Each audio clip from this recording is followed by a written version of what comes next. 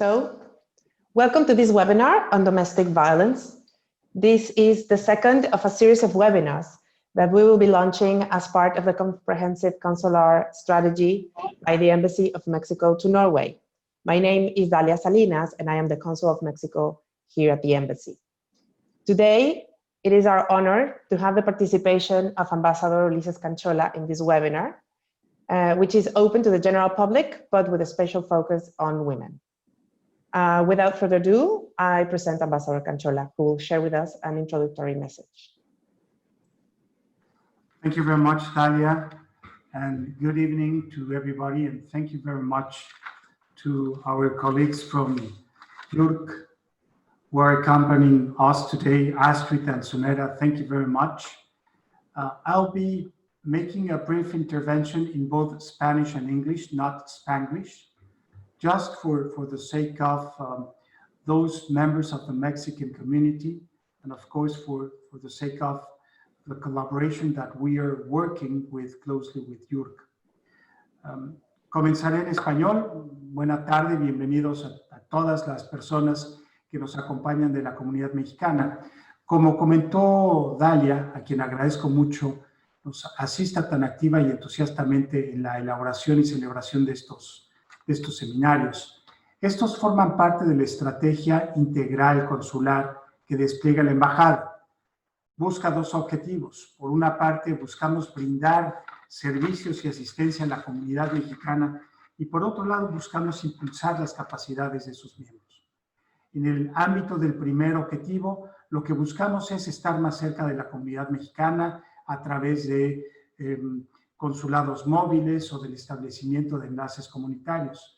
Pero también buscamos colaborar con otras organizaciones de la sociedad civil, como ha sido anteriormente con Cáritas y ahora con JURK, para tratar de asistir y orientar mejor a nuestra comunidad. Tratamos también de lograr la asistencia de servicios de asesoría y recientemente hemos logrado confirmar y formalizar el rango de asesores de esta embajada de Oslo Advocaten, una firma de abogados muy reconocida aquí en Oslo. Finalmente, también desplegamos esta estrategia a través de fortalecimiento de nuestros consulados honorarios. Así que todo esto forma parte de una estrategia que busca siempre estar cerca de la comunidad mexicana. And by saying this, I would like to thank again the members of JURK who so happily and quite enthusiastically have agreed to collaborate with the Mexican Embassy in organizing these seminars on such an important topic as domestic violence. So again, thank you very much, Astrid and Sunera. I'm looking forward to hear your very interesting and fruitful presentation, and mostly that would be very useful for those Mexican members in our large community. Thank you very much. Thank you very much, Ambassador. The ambassador is super busy, so we are very happy that he could join us today. Unfortunately, he won't be able to stay the whole meeting, but we want to express our deepest appreciation for him to collaborate with us and to support this webinar. Thank you, Ambassador. Thank you, Dalia.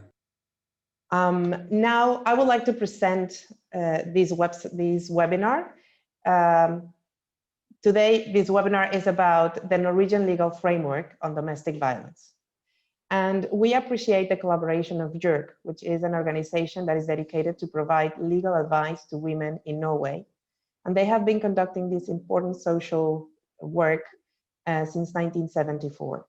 It is mainly formed by students of law of the University of Oslo, and they dedicate at least 1 year in their career to help women that are vulnerable in many areas, but especially in violence.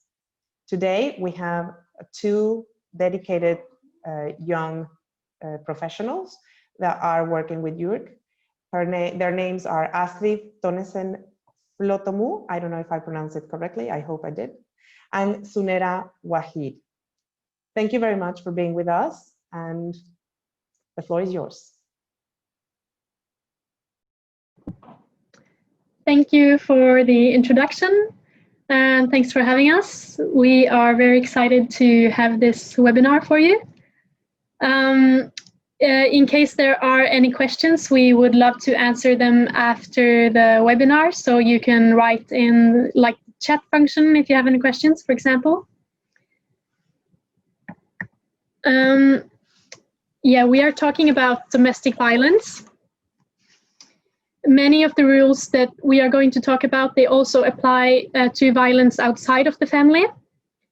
But the reason why we choose to talk about domestic violence is because it's very common, and often it's hard to detect because it happens in the privacy of the home.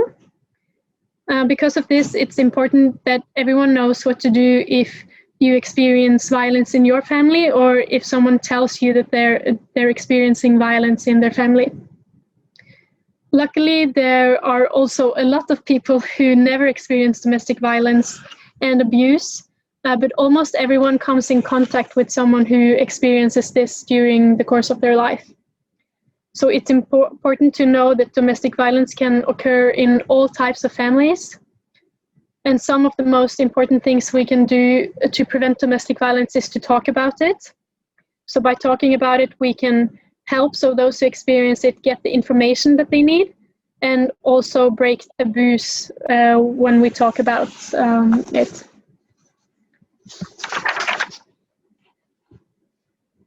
Everyone who is listening to this lecture can help a little bit by supporting someone who needs help, and by talking about the topic so people get information. It's also important that men listen to and talk about domestic violence, because men are also victims of domestic violence. And it's also important to talk about this with your children so that they can grow up having good knowledge about violence and that it's not okay. Sorry. So who is JURK? JURK is an organization that helps women with legal issues. We work with many different cases, including cases of divorce, children, violence, prison, debt, NAV, rent, and municipal housing. So you can come with us with a lot of different types of questions. And the introduction was really good, so I don't have to say everything that's on my script. Moving on. We are going to talk about what violence is, what you can do if you or someone you know are victims of domestic violence, where you can get help, what violence against children is, and also a little bit about child marriage, I think.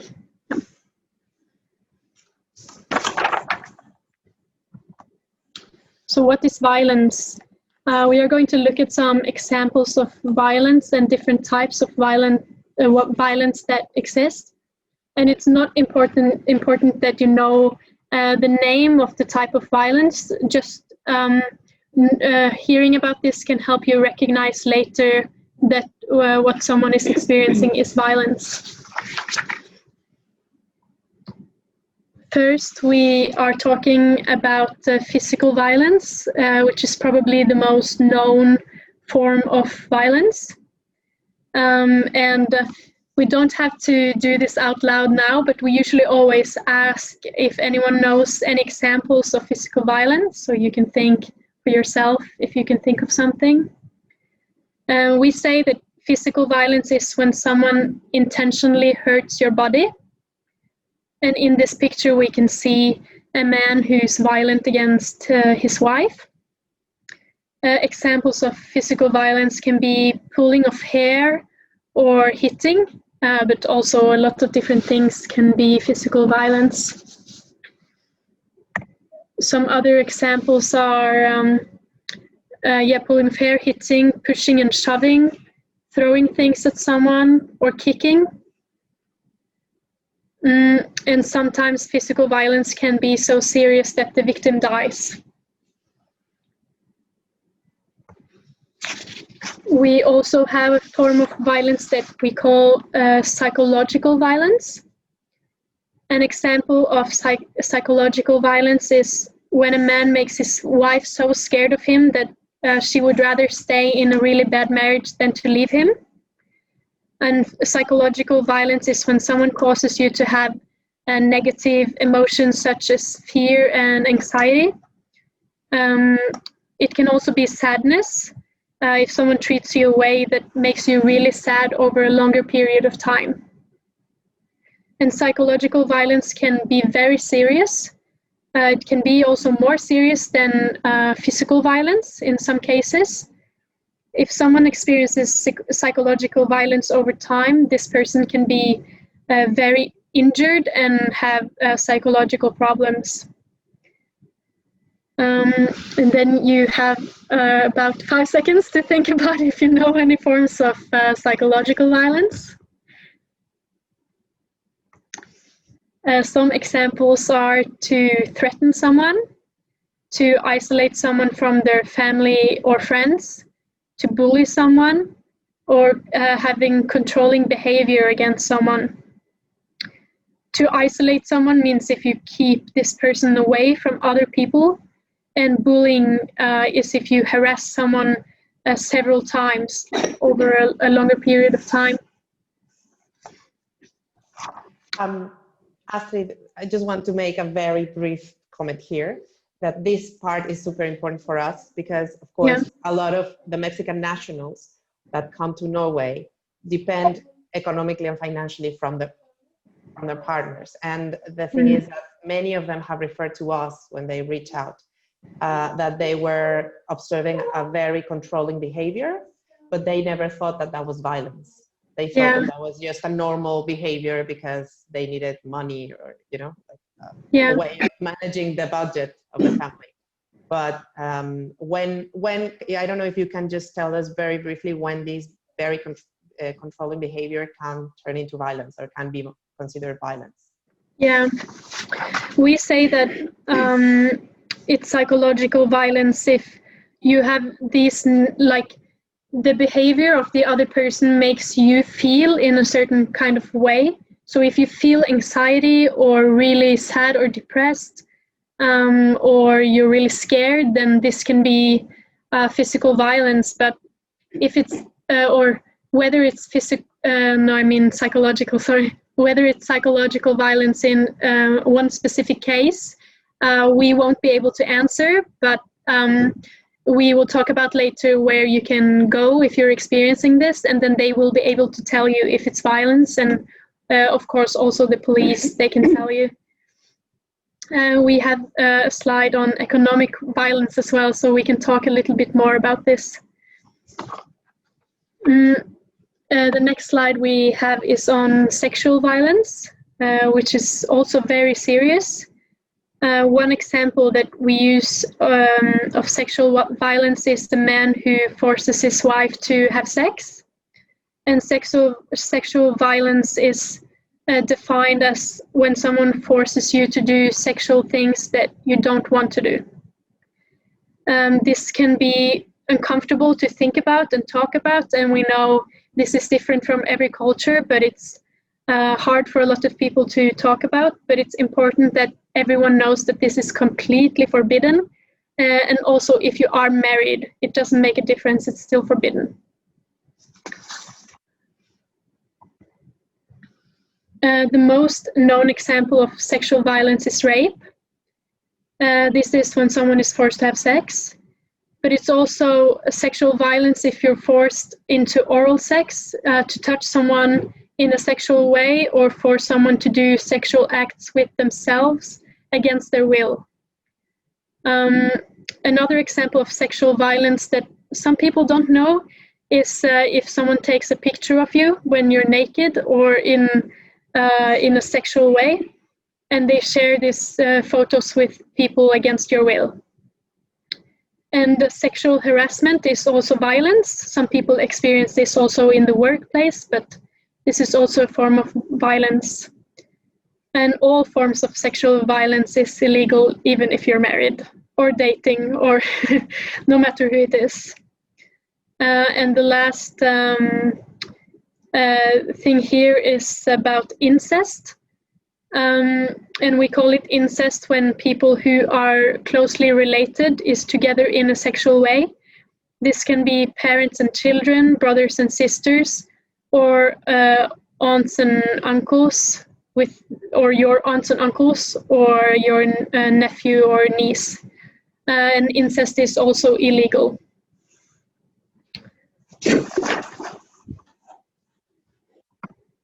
Some other types of violence. We would like to mention 3 other types of violence that are less known. Economic violence, material violence, and digital violence. Economic violence is when someone uses your financial situation to cause you harm. For example, by taking control over your finances, your economy. And it might not sound too dangerous or a big deal, but for those who are victims of economical violence, it can be very serious. If you're never allowed to decide and control or decide over or control your own money, then you can be completely helpless. If maybe your husband or wife only gives you money if they accept what you want to use the money on, then this means that you have to ask for permission if you want to go to the shop, if you want to take the bus, you want to go out with your friends. So through your economy, this person is taking control over everything that you would like to do. And it's also economic violence when someone causes you financial loss.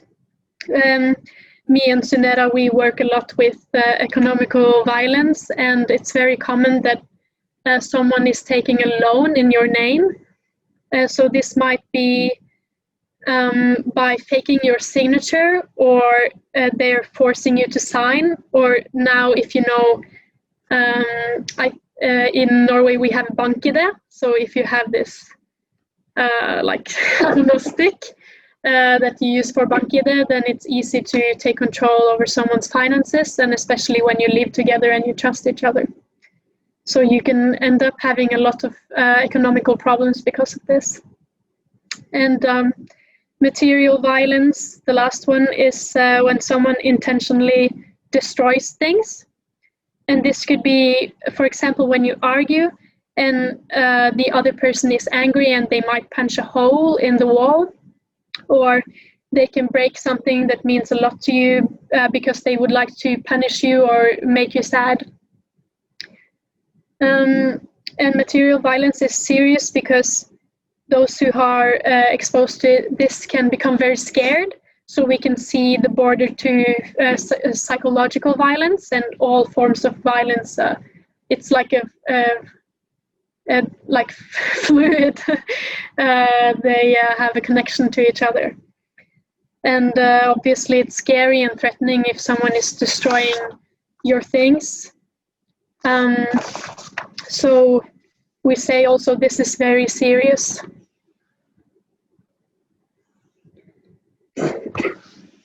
Violence is illegal. We have gone through 6 types of violence: psychological, physical, sexual, economic, material, and digital. As I said before, it's not important that you know what everything is called, but just that you know what is violence. And sometimes it's important for us to say that all these same rules apply to both men and women. Do you want to ask any questions before I move on to what you can do? I can receive any questions in the chat. I'm gonna make a brief announcement also in Spanish. Si hay alguien en el webinar que quiere hacer una pregunta, puede hacerlo también en español en el chat. Y con mucho gusto les puedo auxiliar para hacer la pregunta a nuestras ponentes del día de hoy. If anyone is interested in writing or asking a question in Spanish, we can receive it in the chat and then we can translate. But so far, I think we have everything very clear. Thank you very much. Okay. Oh, sorry. I have one question. Okay. Is there any type of violence in which you are being controlled with your children? Yeah, like through your children. So the other person is using your child, or?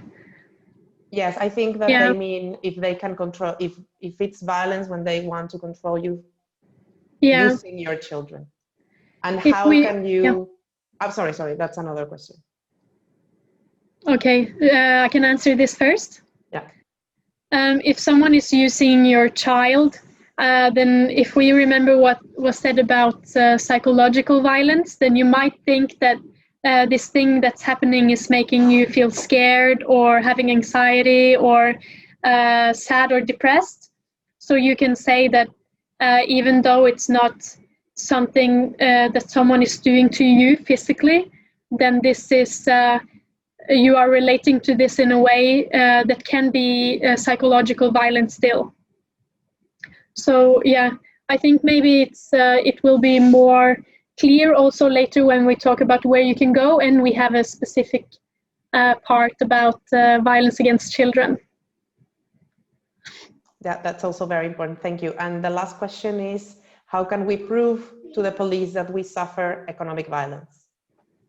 Yeah, because we work a lot with this, we also know that sometimes the police, they drop a case because they don't have enough evidence. But evidence can be like a text message or a photo, or you can write in a diary what happened, and they can also use it as evidence if you have written in a diary. So depending on what kind of evidence you have, they might ask for, or they might demand that you have more evidence if the evidence isn't sufficient in itself. But everything can count, and also a witness. If maybe you have talked to someone in your family or your friends, then they can also go to the police and explain how they experienced the situation. And we also have a part about contacting the police. Perfect, thank you. I have another question.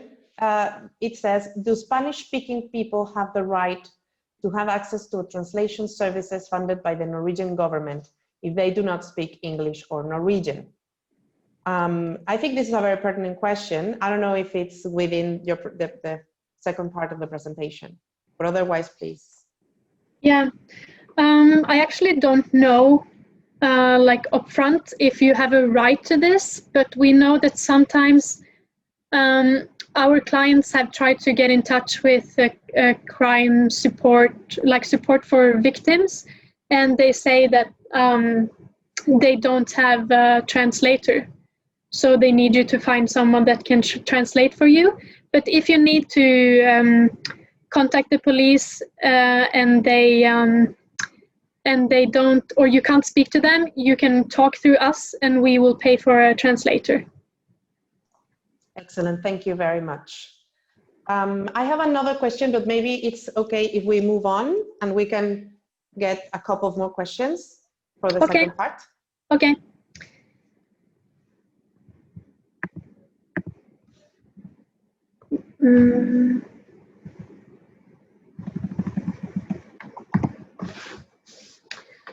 Yeah, this is about what you can do if you are a victim of domestic violence. The first thing that we say is that it's important to tell someone that you are being abused by another person. And this person that you tell, they can help you figure out what to do and also give you support. As I was briefly mentioning, this person can also be used as a witness if you decide to file a report to the police. And to explain, in case someone doesn't know, a witness is the person who gives an explanation to the police about what they have seen or heard, or maybe thought or felt in a situation.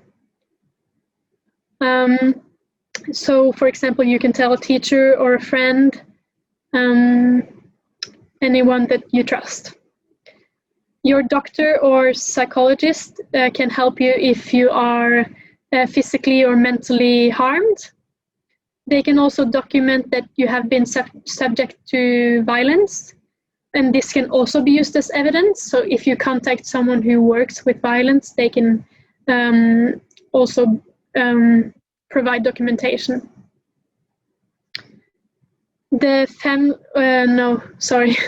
women's shelter, krisesenteret, as it says here in brackets. These are places where women and children can go for protection against violence. They also help men, but it's usually in a different location. So when you go to the women's shelter, you don't have to worry about meeting any men there, except maybe like male children are allowed to stay with their mothers. So you can get someone to talk to during the day at the women's shelter, or you can get information and help on what you can do in your situation. But you can also stay at the women's shelter if your situation is so that you can't stay in your home. Let's see.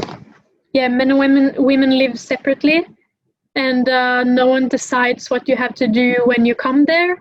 You can just meet at the women's shelter, and then you can take it from there, and they are very experienced, so they can give good help. The address of the women's shelter is a secret address, so you have to find the phone number on the internet and call them, and then they will tell you the location. And this is so that the person who is violent, they won't be able to find out where you are. And the family welfare offices, barnevernet, the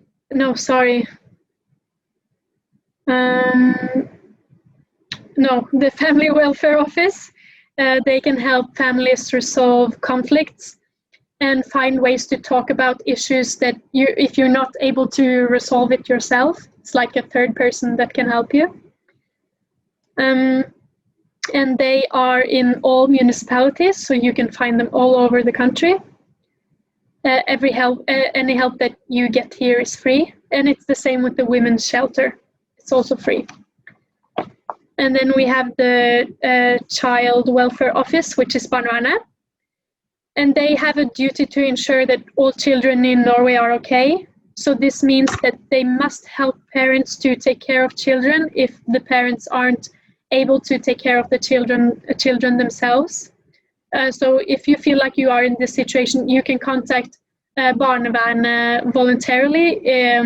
Sometimes you hear about reports to barnevernet, but you can also contact them yourself if you need any advice.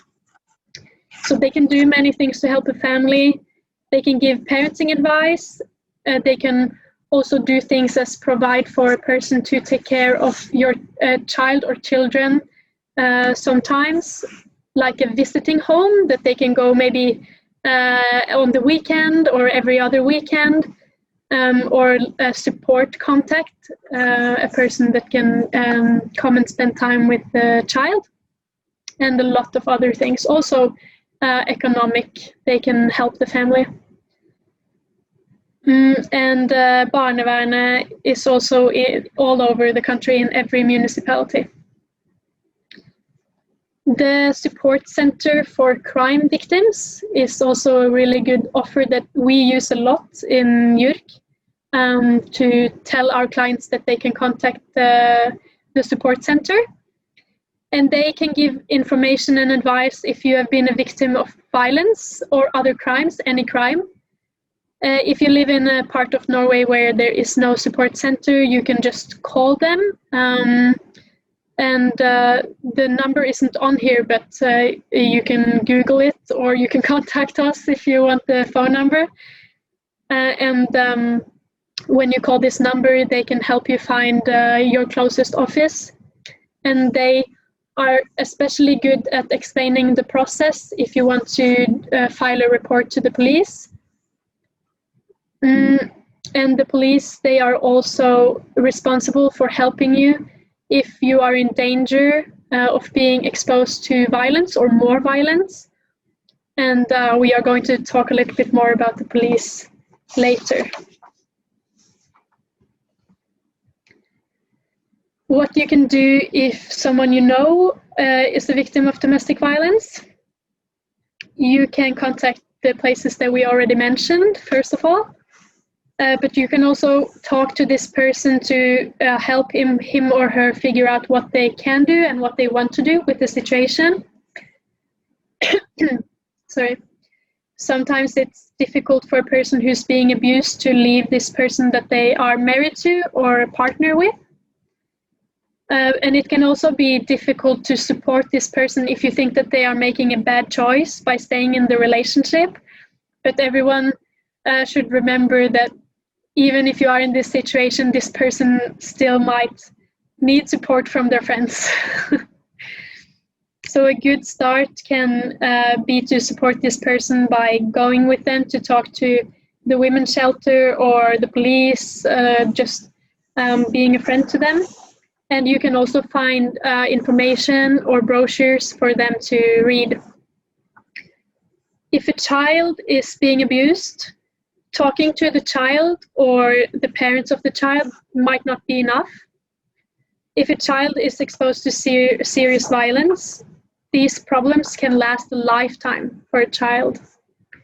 And because of that, it's necessary to tell the Child Welfare Service, Barnevernet, about the violence. Children are much more defenseless than adults, and it's important that we help discover if a child isn't doing well. And we are going to talk about this also in a minute. The last thing that I'm going to talk about is the role of the police in cases of violence. The police have an important role. If you file a report to the police are responsible of working on the case. They can investigate the case, and they can also bring charges, so it might be a case in court. The police are responsible for protecting you if you are in danger of experiencing violence. And we are going to take a closer look at the police reporting to the police, and also protection from violence that the police can give you. Reporting to the police. So a police report is a message to the police about something that's happened that's criminal or illegal. You report something to the police by going to the police station and submitting a statement, and then they have to write it down. So you just tell the police what happened, they write it down. And you can also just tell a police officer about it, or you can write it down yourself and giving it to the police. Some types of criminal acts you can report on the internet, but violence you have to go to the police station. And when you are at the police station, they want to ask you if you can tell them everything that happened. And it's very important, if you do this, that you tell them everything and that you are accurate, because they need this as a basis for investigating. We know that sometimes this can be very uncomfortable to talk about with the police. It's a stranger, but still we would like to say that it's very important that you tell the police what you know. And the police will write down your explanation. They might have questions, and then you sign your explanation so they can prove that this is the correct information. You can also bring a person with you to support you at the police, but this cannot be a person who you want to use as a witness. Because if you bring someone that you want to use as a witness, then they won't be able to witness. We have a brochure about domestic violence it's on our webpage, jurk.no. If we met you in real life, we would hand it out, but you can find it on our webpage. Yes, do you want to ask some questions before Sunera takes over the presentation? Thank you, Astrid. I think so, yes. One important question from one of a member of our audience, and she asks, if I am the person that has income, the financial income, and it's my partner who is demanding for me to buy stuff, and my partner is asking me or demanding for me money, can that also be considered violence? I think this depends on the situation. In Norway, if you are married, you have a duty to pay for some of the things for the other person. So it's like your I don't know, like a community. I don't know the word of your financial situation if you're married. But if you want to know from your situation, you can write to us, for example, on our webpage. About your case, and then someone can call you and explain to you in your specific situation if this is something that you have to do or if this is something that might be violence. Thank you very much. Before going on, I don't have any more questions. We can wait for a couple of them on the chat. But in the meantime, I share with our audience that the consular section of the embassy can provide assistance to our nationals when they are in a situation like this and they don't know where to go. And this is also part of a comment, Astrid, because what we have observed here in Norway is that there are many resources for victims of crime, like violence, but sometimes all these mechanisms are not in a series of steps. Yep. So sometimes there are way too many doors, ironically, and people don't know where to go to first or which is the right pathway to getting out of a situation of violence. So the consular section can assist. We can provide general advice on where are the resources that they can profit from, but also we can lead them to organizations like JURK. And in that sense, I would like to ask if you could elaborate a little bit more on how you work, because you are here in Oslo, but I understand that you can also give advice to women that are in other parts of the country. Is that correct?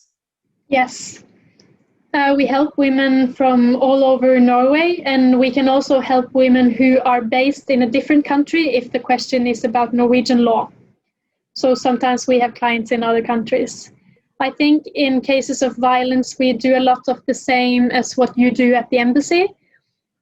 Because we are students, we can't always tell the person if they are experiencing violence or things like this, but we can explain to them where they can go, if they need a women's shelter, if they need to contact barnevernet, for example.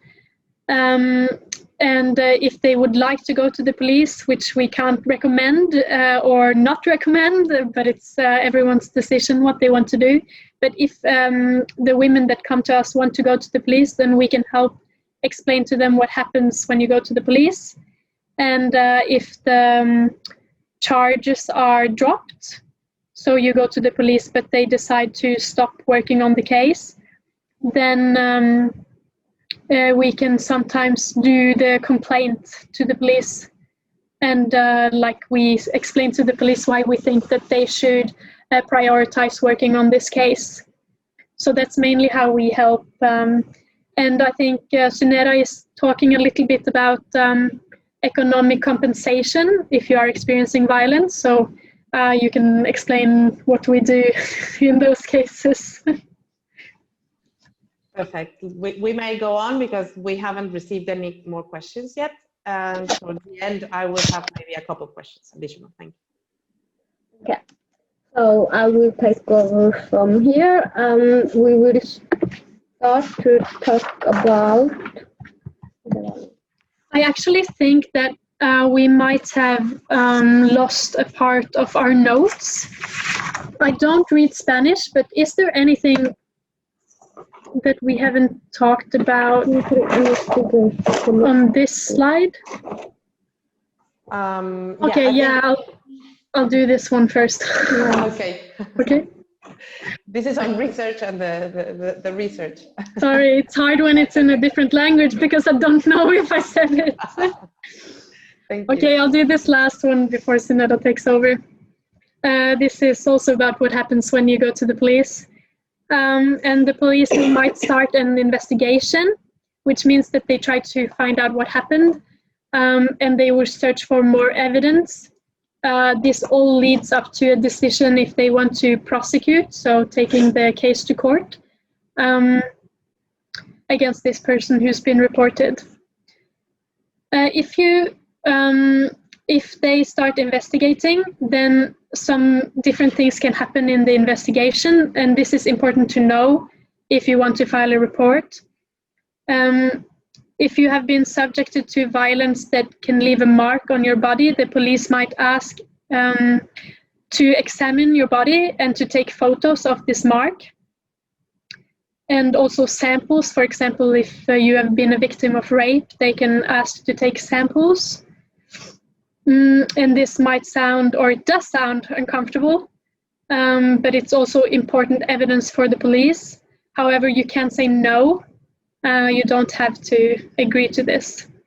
The police, they also interrogate this person who has been reported, and they will also contact witnesses. And you can be asked if you can help the police to gather more evidence. And for example, you can be asked if you're okay with the police contacting your doctor for your medical record.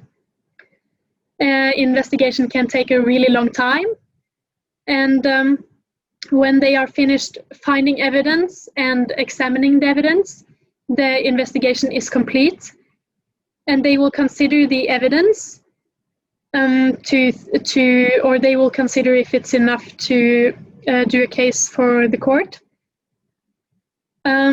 If the evidence is not strong enough, then they drop the case. And this means that they don't work with the case anymore. But if they drop the case, it only means that they don't have enough evidence to do a court case. It does not mean that they don't believe you or that they don't think that your story is serious. They might believe the story and they think it's really serious, but they just don't have enough evidence for a case in court. So if you have reported a case on violence and they close it, then you can consider if you want to complain. You can do this one time within 3 weeks, and if you contact us immediately, then we might be able to help you. So now we can move on to Sunera.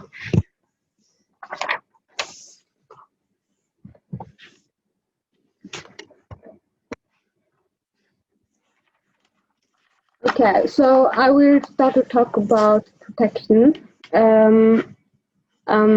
We have two different kinds of protection, that is personal security alarm and restraining order from the police. There are several ways to protect yourself in if you or someone you know is victim of violence.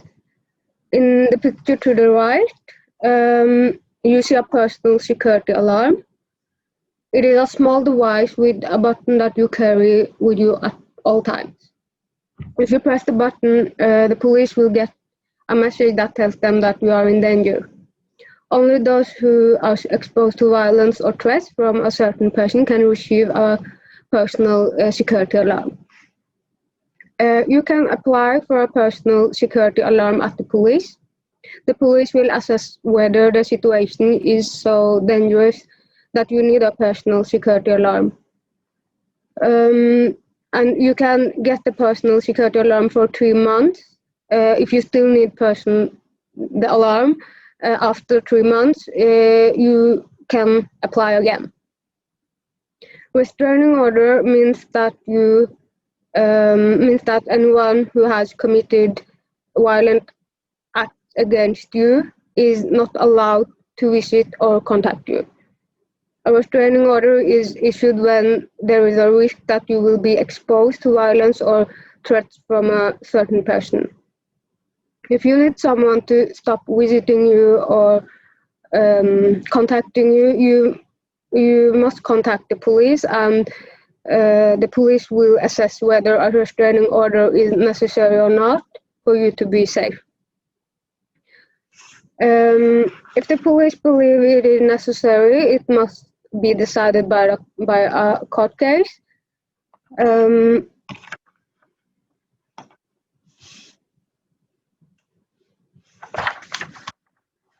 Sorry.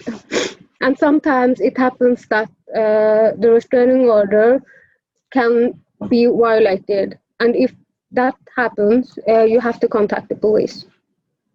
If you contact the police for protection against violence, they can help you find out what you needed in the situation you are in. Secret address is an example of protection against violence.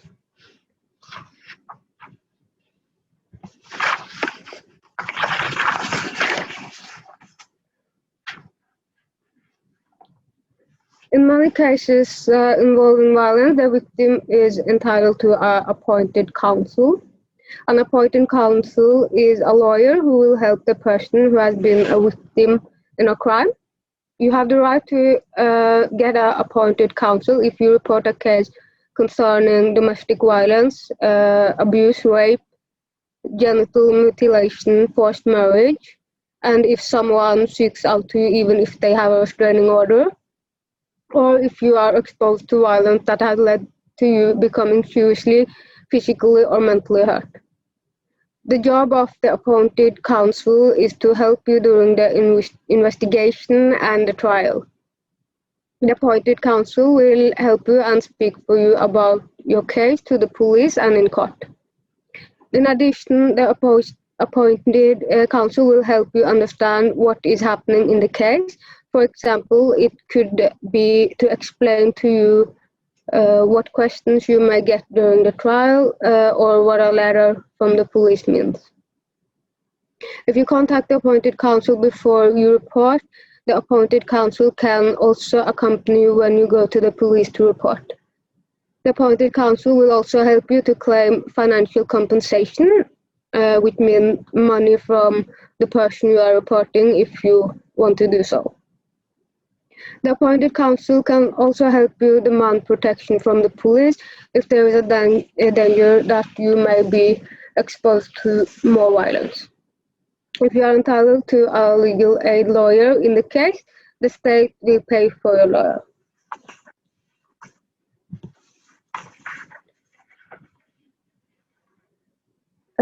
I will talk a little about financial compensation. Compensation means that you get money because you have been subject to violence. It could be money you have lost because you have been injured, or it could be money as a restitution for what you have been exposed to. If there is a lawsuit against the person who have committed the violent act, you can claim compensation during the trial.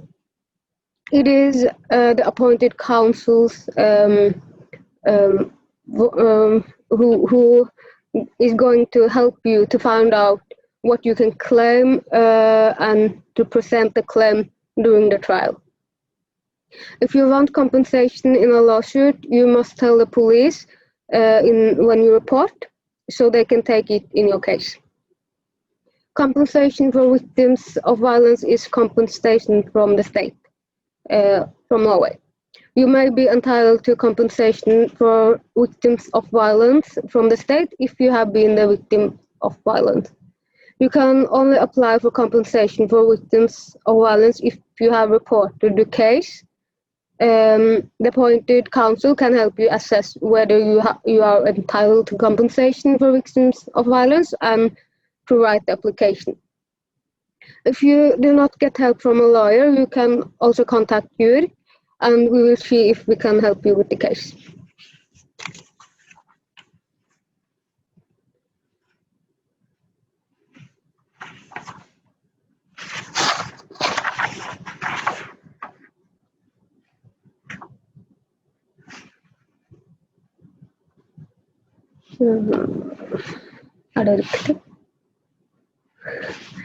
Okay. For those who are in Norway or on family reunification and who have not lived here for 2 years but experience violence in the relationship, they can apply for residence permit. If you leave your spouse or cohabitant before this, you will normally have to return to your home country. But there is one rule that applies if your spouse or cohabitant exposes you to violence.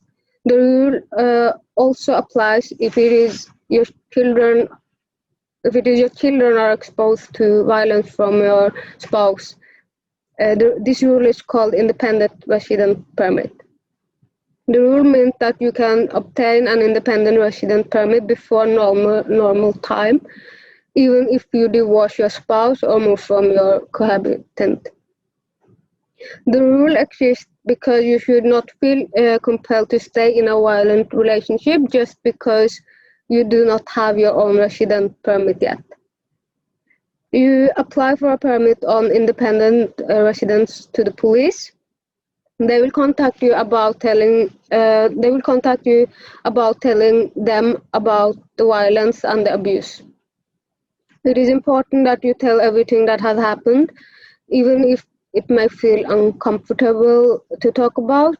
If you have chosen to report the violence, it is important to know that you have to tell everything you told the police again, because there are two different people who are working with the case. The people who work with independent resident permits are someone else than those who work with taking reports to the police. They cannot see what you said when you reported your case. And you can read more about this in the brochure that we have at our website.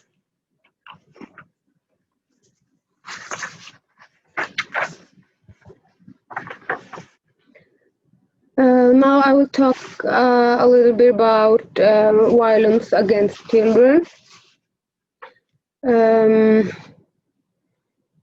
It is a very difficult topic, but it's very important to talk about. And here on the slides, there are topics we are going to talk about now.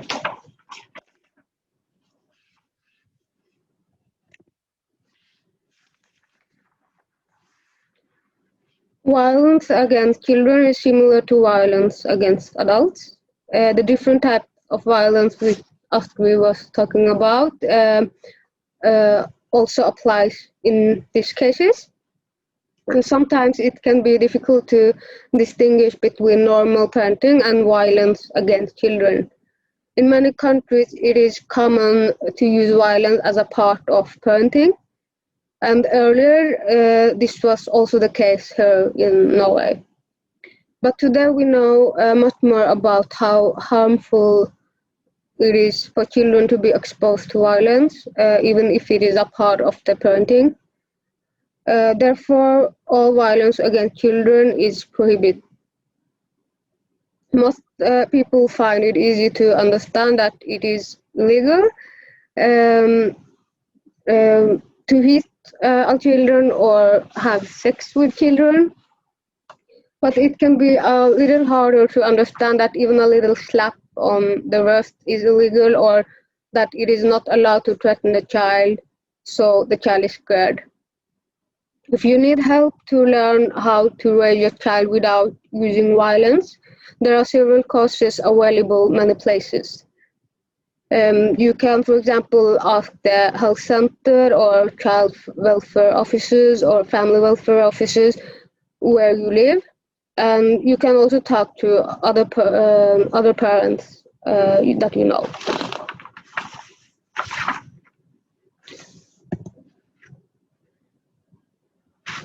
It is very serious if you do not give children the care that it needs. An example of neglecting the child is letting the child go hungry without giving it something to eat. And another example would be not taking the child to the doctor when it's sick, if this could help the child get well again. Parents must also have to make sure that the child feels and actually is safe.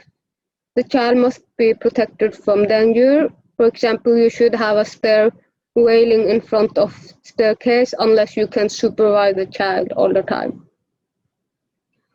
Children should not be home alone if they are not old enough to fend for themselves. They should not be home alone if they are unable to feed themselves or protect themselves if dangerous things happen, such as fire.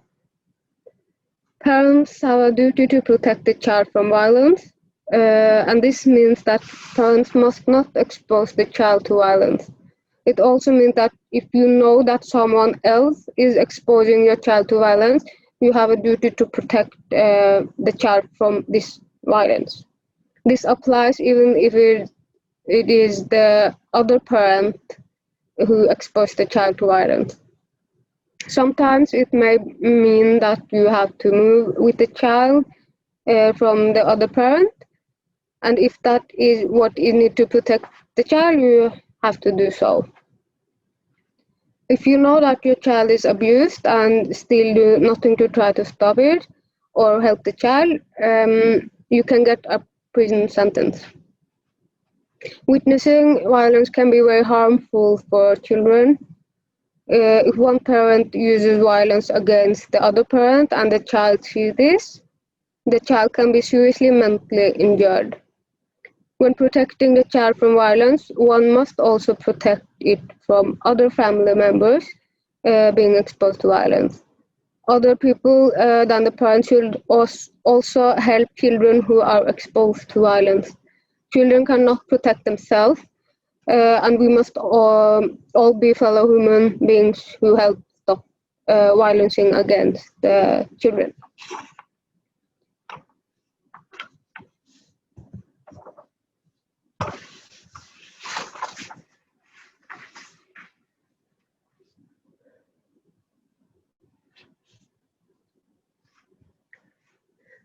The child welfare services is barnevernet, and the child welfare offices is government agency, and they must ensure that all children in Norway are well. And as we talked about earlier, they have offices in all municipalities.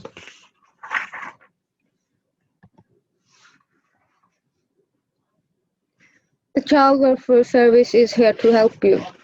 The best thing for the child in most cases is to be with the family. Therefore, the child welfare service must try to help the child and the family at their home. They can help the family with besøkshjem and financial help. Besøkshjem is that the child is allowed to stay with another family, for example, once a month. And financial help is that the child welfare service, for example, pays for an activity that the child needs to feel better, like football or kindergarten. In some cases, it is not best for the child to be with the family. And this can be, for example, if the child is exposed to violence, abuses, or does not receive the care the child needs. The child welfare service always try with other help before they move the child from the parents. Taking the child out of the home should be the last solution.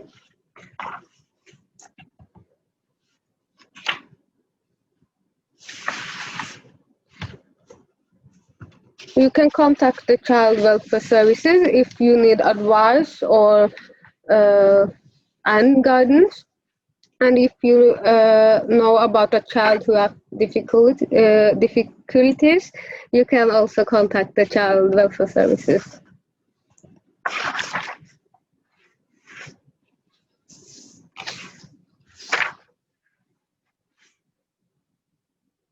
I'll talk a little bit about forced marriage and child marriage. Child marriage means a marriage between two children or between a children and an adult. If someone marries against their will, it is called forced marriage. It is a criminal offense to marry someone under the age of 16, and it is also a criminal offense to force someone to marry. If you are afraid of getting married against your will or know someone who is, or you are exposed to forced marriage, you can contact the police or go to the women's shelter. There is also a competence teams against forced marriage and female genital mutilation and negative social control. If you are exposed to child marriage, you can contact the Child Welfare Services, your doctor or health nurse at the school or the police.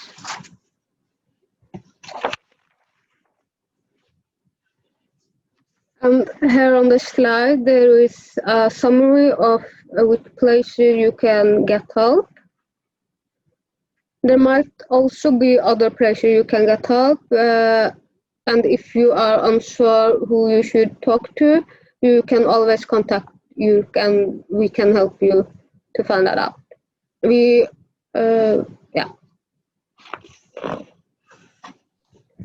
Thank you very much for this very important presentation. Both of you, Astrid and Sunera, we are very grateful. This is very pertinent information and it rings a bell. I mean, I've heard, we have met unfortunate cases of women that have faced violence in Norway. And every time we detect that in this country, you can find many resources to get assistance. So there are plentiful of opportunities for women to leave behind a situation of violence and to thrive independently. But very often, because we have language barriers, and also sometimes, as somebody told me, it's a luxury problem. They have so many doors that they do not understand how the system works. And so there is a lack of trust in how the system works. We at the embassy, at the consular section, we provide assistance to our nationals to better understand the environment, the legal framework. But it's very valuable to have partners like JURK that have all the experience and the commitment for many decades, helping women in their way of overcoming this kind of situations. We have one question from an audience. They ask if you know what percentage of the reported cases of domestic violence go to court and how many of the victims get compensation. The quick answer is we don't know. It's very specific. We don't know. Oh, sorry. It's okay. Maybe we can find that out somehow. We will try to get some information on that, and we can come back to our audience with that info. We have another question that I think is super pertinent. What to do if, when you go to the police, they tell you or they reply that what you are reporting does not constitute domestic violence or that you are exaggerating? You want to answer it or should I answer? Okay. I think if you experience this at the police station, that what I would say is that the police, they shouldn't be saying this when you are contacting the police. They should be saying this after they evaluated the case. But maybe this is what happened, and they said after they evaluated the case. And in this case, I would think that it's because what this person has experienced isn't like a part of or sufficient in one of the paragraphs in the penal code. So it might be domestic violence, and they might agree that this is domestic violence, but it's not sufficient to do a court case. So they have to look at what the definition is in the penal code, and then they have to see if the evidence is sufficient. I think they shouldn't be saying that it's not violence, but they can be saying that it's not sufficient in regards to that paragraph, or that the evidence isn't sufficient. That makes sense. Yes, thank you. Thank you very much. I would add to that that if any person, any Mexican national goes to the police to denounce or report a case of violence, and they feel that they were not properly served or helped by the police, they can contact the consular section of the Embassy of Mexico, and we can assist them as well. We can give them information. We can try to accompany the first approach to the police. And of course, as the ambassador mentioned, we already have some councils that are working with the embassy to provide with legal assistance, legal advice in this kind of matters. And we work with organizations like JURK to be able to provide a valuable resource that is for free, that doesn't have any cost, but that has all the credibility and the credentials to provide assistance.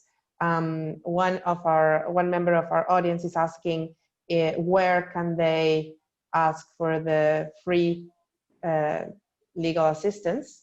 So on the screen, you can find the contact info of JURK, but you can also call the Embassy of Mexico or send an email to us, and we can also help you find out who's the best, the best resource for you in the specific case. We cannot discuss specific cases in this webinar, but as you can see, there are many doors, many resources that we can use to help you out in this kind of situations.